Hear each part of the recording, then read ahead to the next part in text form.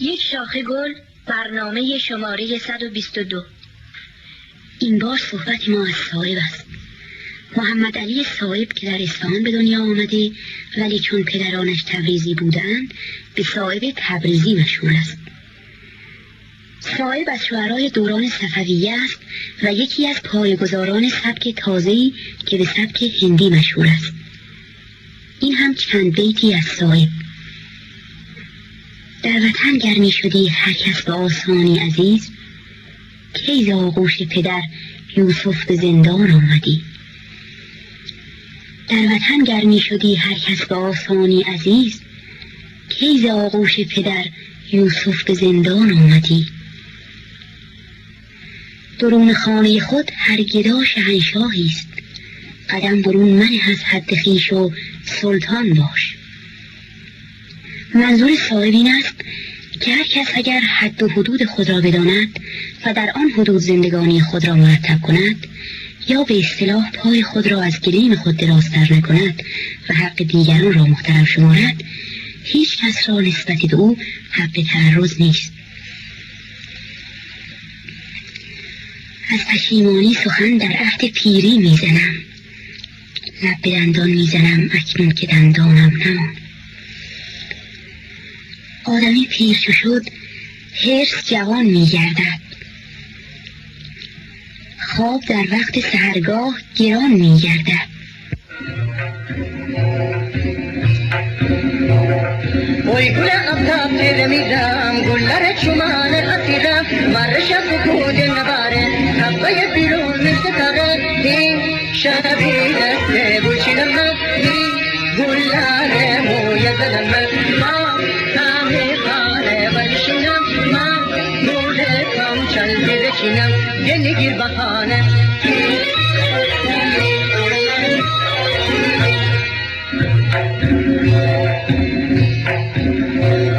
نم نم باران ببرست دیشب دن دن، می گل رگ باد بدا و بیه همی خانه. های گیا خانده رستم شوما بدرد بستم، انتظاری بکشه آخر گل را دیده.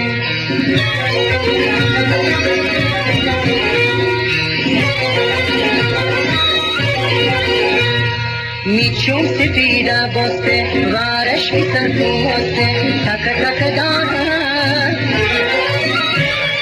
کیبتی گرفتار بام که زندگی آوار بام بپیشیم بخانه.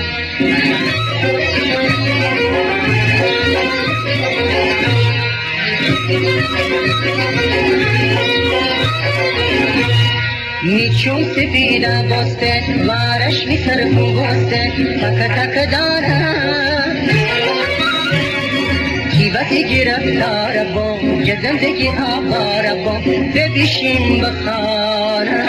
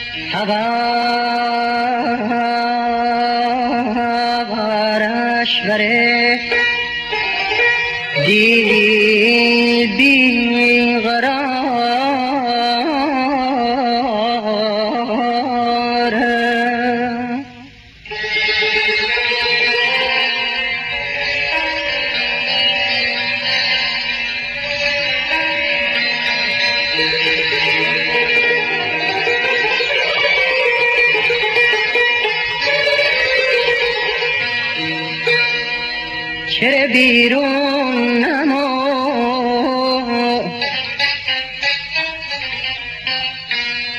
چه بیرون نما امشب ستاره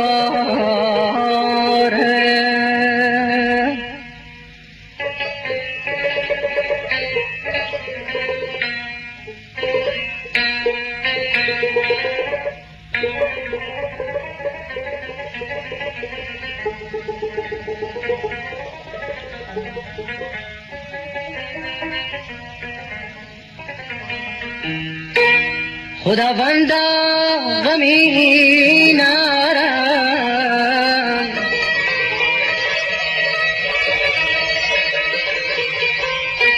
خداوندا غمی نارم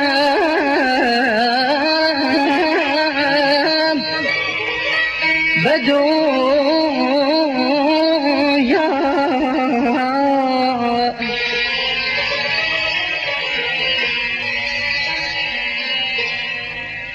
خداوندا غمی نرم به دنیا ایت این شب اگر بارش ببارد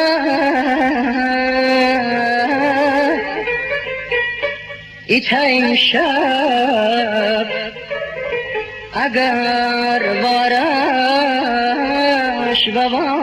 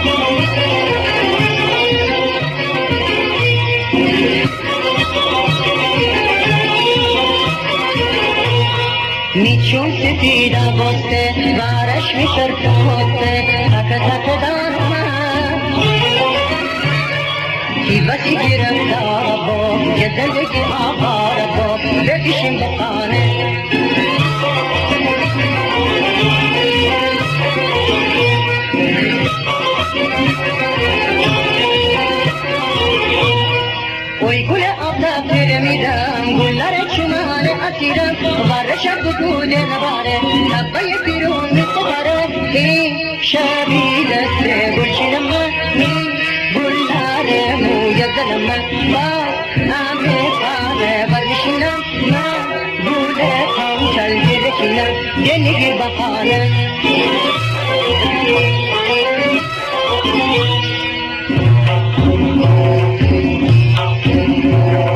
اوی گل افتاب تیر میرم گلر چمان اسیرم ورشب خود نباره نبای بیرون میستاره این شبی دست گلچینم این گلر موی دلم من همه خانه برنشینم من گوله کام چلگی بچینم دلگیر بخانه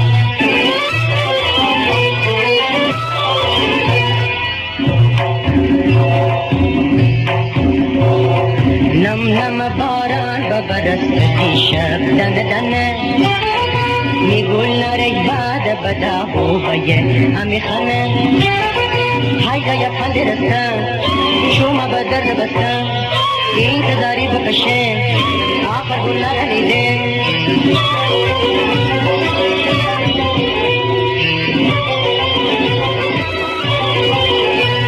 میچون سپیده باسته وارش میسر باسته تک تک دانه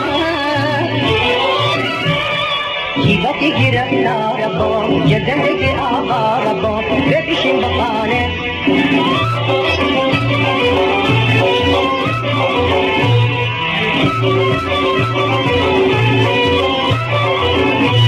میچون سپیده باسته وارش میسر باسته تک تک دانه وقتی گرفتار بام زندگی آوار بام ببیشیم بخانه پیوسته دلت شاد و لبت خندان باد